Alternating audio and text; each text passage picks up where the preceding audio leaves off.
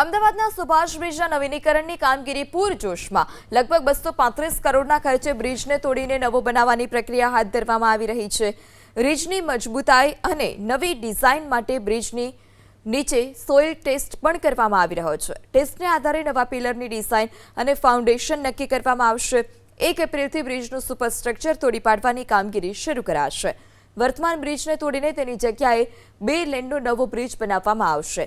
Bridge તોડતા પહેલા નીચેના ભાગમાં નવા પિલર ઊભા કરવામાં આવશે, જેથી કામ ઝડપથી પૂર્ણ થઈ શકે। સુભાષ બ્રિજના નિર્માણ દરમિયાન સાબરમતી નદીના પટમાં સરળતાથી કામ થઈ શકે તે માટે નદીનો ભાગ ખાલી કરવામાં આવશે।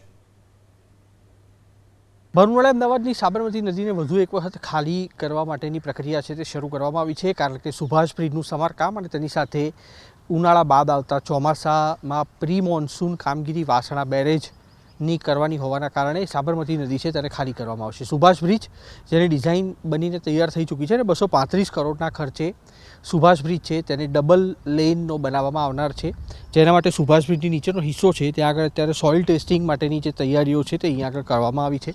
એક પિલર અહીંયા આગળ આગામી દિવસોમાં ઊભો કરવામાં આવશે અને તેની મદદથી આ જમીન છે તે વજન સહન કરી શકવા માટે સક્ષમ છે કે નહીં તે માટે આ સોઇલ ટેસ્ટ કરવામાં આવી રહ્યો છે। બ્રિજ છે તેની આખી જે ડિઝાઇન છે તેમાં ફેરફાર કરવામાં આવ્યા છે અને 2 લેનનો બ્રિજ છે તે સુભાષ બ્રિજ બનાવવા માટેની કવાયત છે તે અમદાવાદ મહાનગરપાલિકા તરફથી શરૂ કરવામાં આવશે, જેની કામગીરી હાલના તબક્કે જાહેર થયેલા સમય અનુસાર 9 મહિના સુધીની રહેશે।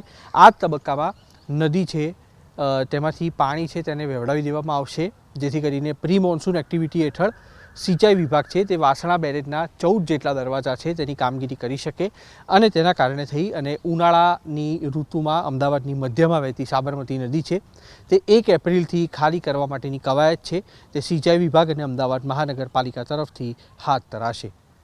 કેમેરામેન મલય દવે સાથે કુશાંક સોની, એબીપી અસ્મિતા, અમદાવાદ।